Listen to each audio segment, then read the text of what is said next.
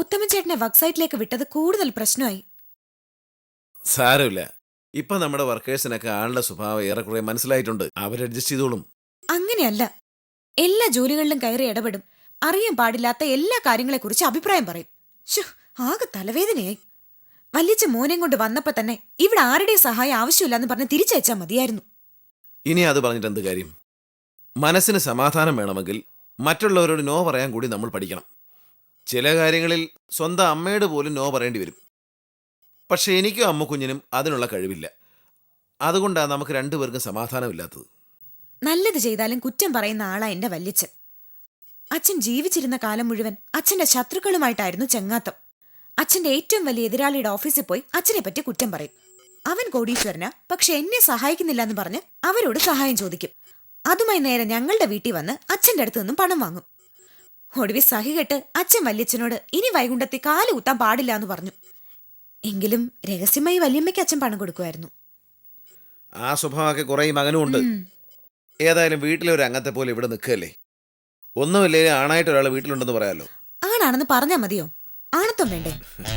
അമ്മുവിന് എന്നെ കുറിച്ച് എന്തെങ്കിലും അഭിപ്രായ വ്യത്യാസം ഉണ്ടെങ്കിൽ അതെന്റെ മുഖത്ത് നോക്കി പറയണം.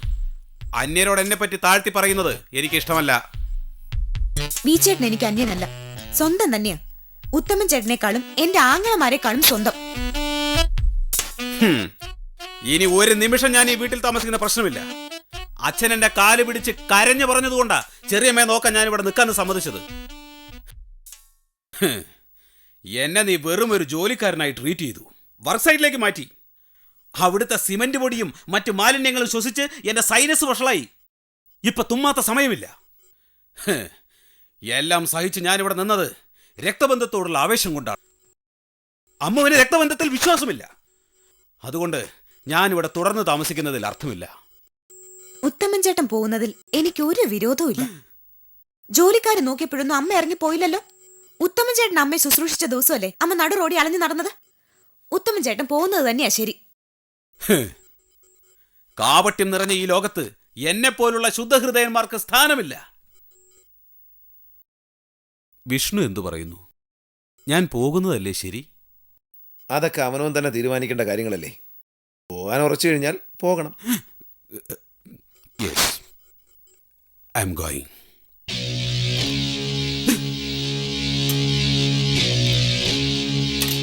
ജാനു, ഞാനിനി ഈ വീട്ടിൽ താമസിക്കുന്നില്ല. അർഹിക്കുന്ന റെസ്പെക്ട് കിട്ടാത്ത സ്ഥലത്ത് താമസിക്കുന്നതിൽ എന്താണ് അർത്ഥം? ഉത്തമൻ ചേട്ടൻ പോകുന്നത് തന്നെ നല്ലത്. ജാനു അങ്ങനെയാണ് പറയുന്നത്? അതെ, എനിക്ക് അടുക്കളയിൽ മനസ്സമാധാനമായിട്ട് ജോലിയെങ്കിലും ചെയ്യാലോ.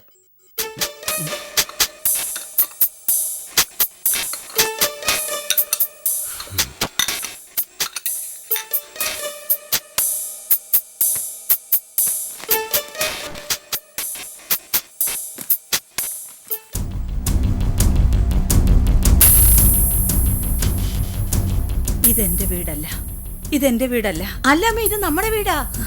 എനിക്ക് എന്റെ വീട്ടിൽ പോണം. നമ്മുടെ വീടാ. എങ്കിൽ രവിച്ചേട്ടൻ എവിടെ? രവിച്ചേട്ടനുള്ള വീടാ എന്റെ വീട്. ഇത് നമ്മുടെ വീടാ അമ്മേ. എന്റെ വീട്ടിൽ പോണം. ഇത് എന്റെ വീടല്ല.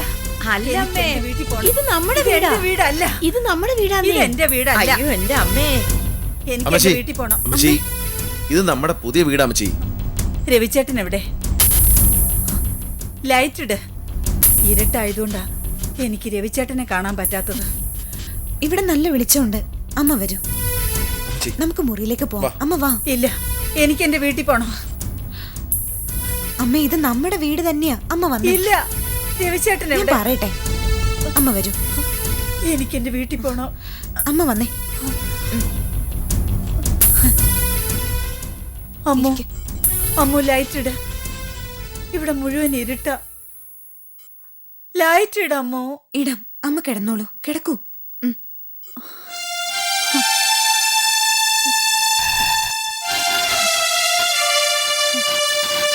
ലൈറ്റ് ഇട്.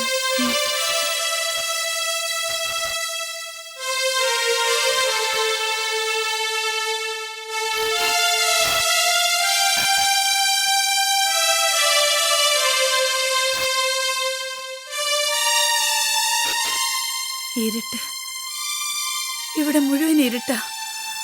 അമ്മോ, ലൈറ്റ് ഓൺ ചെയ്യമ്മോ. ഓൺ ചെയ്യാം അമ്മേ. ലൈറ്റ് ഓൺ ചെയ്യേ.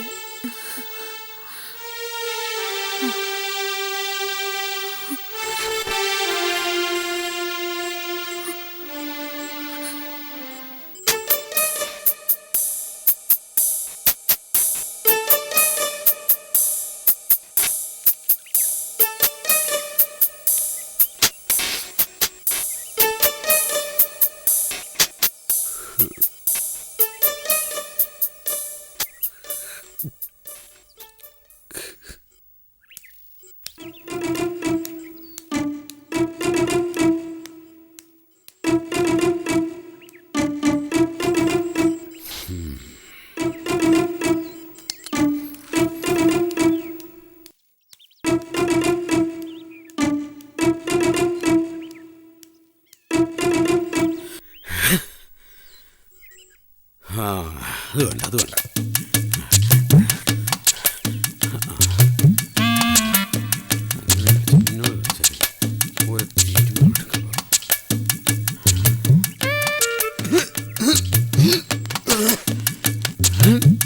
പട്ടാളത്തിൽ ഞാൻ എന്തെല്ലാം സഹിച്ചു, അതിലേക്ക് മേതൊന്നുമില്ല. ഇപ്പൊ ഇവിടെ നിക്കന്നെ. എന്തു പറ്റി? എന്തെങ്കിലും എടുക്കാൻ മറന്നോ? ചെറിയമ്മ ഈ സ്ഥിതിയിൽ കണ്ടിട്ട് ഞാൻ എങ്ങനെ പോകും? ഞാൻ അമ്മുവിനെ മാത്രം നോക്കിയാൽ പോരല്ലോ, ചെറിയമ്മയെ നോക്കണമല്ലോ. ഞാൻ അടുത്തുണ്ടായിരിക്കണമെന്ന് ചെറിയമ്മയ്ക്ക് നിർബന്ധമുണ്ട്. ഇതെന്റെ വീടല്ല എന്ന് ആവർത്തിച്ച് പറയുന്നത് എന്തുകൊണ്ടാ? ഞാൻ അടുത്തില്ലാത്തത് കൊണ്ട്, എന്നെ കാണാത്തത് കൊണ്ട്. ആ ചെറിയമ്മേ, ഉത്തമൻ എങ്ങും പോയിട്ടില്ല, ദാ വന്നു.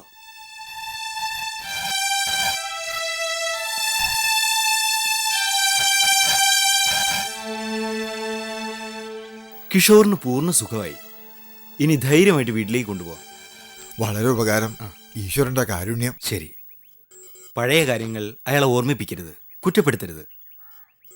ക്ഷോഭമുണ്ടാക്കുന്ന വാക്കുകളും പ്രവൃത്തികളും കഴിയുന്നത്ര ഒഴിവാക്കാൻ ശ്രമിക്കണം. കിഷോറിനിപ്പോൾ നാം കൊടുക്കേണ്ടത് സ്നേഹവും സാന്ത്വനവുമാണ്. അപ്പോൾ എല്ലാം പറഞ്ഞതുപോലെ. ശരി. വാ മോനെ, വാ. നമുക്ക് വീട്ടിലേക്ക് പോവാം. നിന്നെ കൊണ്ടുപോകാൻ ഞാൻ മാത്രമല്ല, നന്ദുവും വന്നിട്ടുണ്ട്. കിഷോർ, ഞാൻ പറഞ്ഞതെല്ലാം ഓർമ്മയുണ്ടല്ലോ. നന്നായിരിക്കട്ടെ. സുഖമായും സന്തോഷമായും ജീവിക്കണം. സന്തോഷകരമായ കുടുംബജീവിതമാണ്. ശരി ഡോക്ടർ. എല്ലാം നന്നായി വരും. Best of luck. സന്തോഷമായിരിക്കൂ. ഓക്കെ. പോവാം. ശരി ഡോക്ടർ. നന്ദു, നമുക്ക് പോവാം.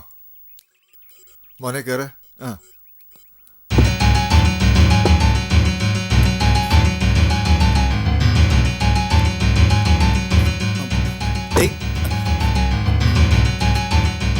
കിഷോർ.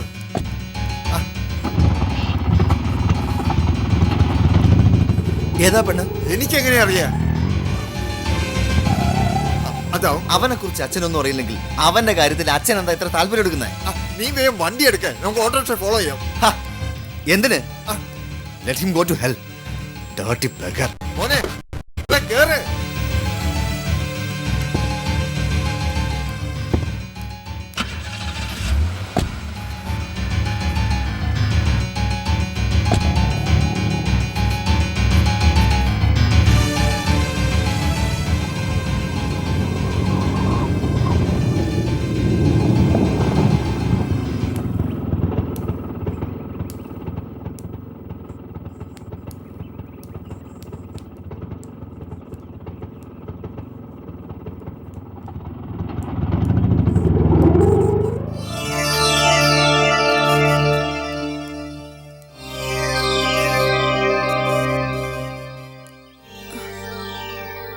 മടിച്ചു നിന്നാൽ എങ്ങനെയാ? നമുക്ക് അകത്തേക്ക് പോവാം. അമൃതയുടെ മുഖത്ത് നോക്കാനുള്ള ധൈര്യമില്ല എനിക്ക്. ഞാൻ എങ്ങനെയാ ഈ വീടിന്റെ പടി ചവിട്ടുക? കൊല്ലപ്പെട്ടവന്റെ വീട്ടിലേക്ക് നടന്നു കയറുന്ന ഒരു കൊലയാളിയുടെ മനസ്സാണ് എനിക്കിപ്പോൾ. ഒരിക്കലും തിരുത്താൻ കഴിയാത്ത തെറ്റാണ് ഞാൻ ചെയ്തത്. അമൃത ചേച്ചിയെ ശരിയായി മനസ്സിലാക്കാത്തതുകൊണ്ടാ കിഷോർ ഇങ്ങനെ പറയുന്നത്. മയക്കുമരുന്നിന് അടിമയായിരുന്ന കാലത്തല്ലേ കിഷോർ ആ പാതകങ്ങളൊക്കെ ചെയ്തത്. അന്നത്തെ കിഷോർ അല്ല ഇന്നത്തെ കിഷോർ. അത് മനസ്സിലാക്കാനുള്ള കഴിവ് അമൃത ചേച്ചിക്കുണ്ട്. ധൈര്യമായി വരൂ. വരൂ. ഉം, ഉം.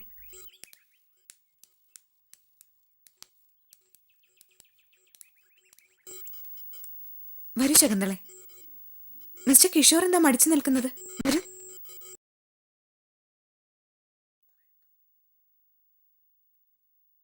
മാറടാ, എഴുന്നേറ്റ് മാറ്.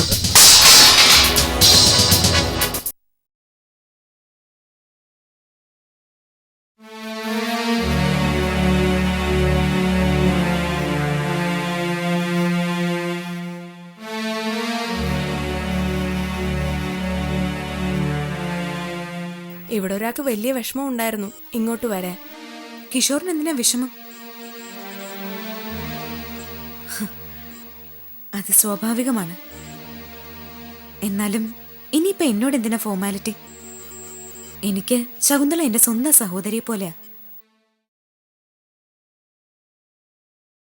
അമ്മ 2 ആങ്ങളമാരെ എനിക്ക് തന്നുള്ളൂ.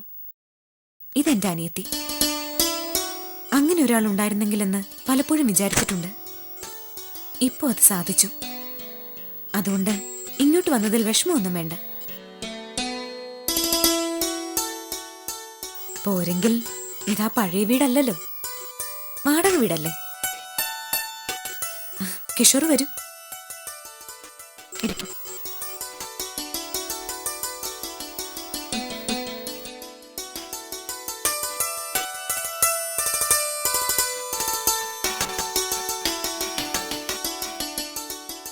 ഞാൻ കാരണം അമൃതയുടെ ജീവിതത്തിൽ വലിയ നഷ്ടങ്ങളുണ്ടായി. ഇപ്പോൾ അമൃതയുടെ അടുത്ത് എനിക്ക് സഹായം ചോദിക്കേണ്ടി വരുന്നു. ഇത് സഹായമൊന്നുമല്ല, എന്റെ കടമയാണ്. ഏത് വിധത്തിൽ നോക്കിയാലും കിഷോർ എനിക്ക് അന്യനൊന്നും അല്ലല്ലോ. എത്രയോ കാലം എന്റെ അച്ഛനെയും അമ്മയും ബിസിനസ്സിൽ സഹായിച്ചുകൊണ്ടിരുന്ന ദത്തൻ മുതലാളിയുടെ മകൻ. പിണങ്ങി പിരിഞ്ഞു എന്നുള്ളതും എന്റെ സ്വത്തൊക്കെ തട്ടിപ്പറിച്ചു എന്നുള്ളതും ഒക്കെ ശരി തന്നെ. എങ്കിലും സഹായിച്ചത് തന്നെയാ, അത് മറക്കാൻ പാടില്ല. ഇപ്പോ കിഷോറിനെ പുറത്താക്കാൻ സ്വന്തം സഹോദരൻ ശ്രമിക്കുമ്പോ എനിക്ക് സഹായിക്കേണ്ട ബാധ്യതയുണ്ട്. അങ്ങനെ ചിന്തിച്ചാൽ പോരെ? മാത്രമല്ല, ശകുന്തളയുടെ കാര്യത്തിൽ എനിക്കൊരു റെസ്പോൺസിബിലിറ്റി ഉണ്ട് താനും. പിന്നെ എന്റെ ജീവിതത്തിലെ നഷ്ടങ്ങൾ. ഞാൻ ജീവിതത്തിൽ കണക്ക് പുസ്തകവുമായിരിക്കുന്ന ഒരാളല്ല. ജീവിതം അത് ജീവിക്കേണ്ടതുപോലെ ജീവിക്കുന്നുവെന്നേ ഉള്ളൂ. എന്റെ കർമ്മം ഞാൻ ചെയ്യുന്നു. ബാക്കിയൊക്കെ ഞാൻ സത്യത്തിൽ വലിയ പ്ലാനിംഗ് ഒന്നും ഇല്ലാതെ പോയതാ അങ്ങോട്ട്. കിഷോറിനെ കൂട്ടിക്കൊണ്ടു പോകാൻ അവര് വരുമെന്ന് ഞാൻ വിചാരിച്ചതല്ല. കൂട്ടിക്കൊണ്ടു പോകാൻ ആരും ചെന്നില്ലെങ്കിലോ എന്നോർത്ത് വെറുതെ പോയതാ. പക്ഷെ അവിടെ ചെന്നപ്പോ അവര് വന്നിട്ടുണ്ട്. അപ്പൊ ഞാൻ വിചാരിച്ചു കിഷോർ അവരുടെ കൂടെ പോകുന്നു. അതും തെറ്റി. കിഷോർ നേരെ എൻ്റെ അടുത്തേക്ക് വന്നു. പിന്നെ ഞാൻ എന്തു ചെയ്യും? എനിക്ക് വന്നു കയറാൻ ഈ വീടല്ലേ ഉള്ളൂ. ഞാൻ കിഷോറിനെ നേരെ എൻ്റെ വീട്ടിലേക്ക് കൊണ്ടുപോയാ എന്തായിരിക്കും സ്ഥിതി? ദത്ത മുതലാളിയും മകൻ നന്ദു പിന്നാലെ വരും. പിന്നെ എൻ്റെ അമ്മയുടെ അവസ്ഥ. ഇങ്ങോട്ട് തന്നെ വന്നത് നന്നായി. ഈ വീട് എപ്പോഴും ഉണ്ട്. ഈ വീട് എന്റേതല്ല, പക്ഷെ ഞാൻ നിങ്ങളുടേതാണ്. അതെപ്പോഴും ഓർക്കണം. പിന്നെ ഇത്രയും ആയ സ്ഥിതിക്ക് ഇനി എന്താ പ്ലാൻ? അതെനിക്കറിയില്ല. എന്താ വേണ്ടത്? നിങ്ങൾ വിവാഹം കഴിക്കണം.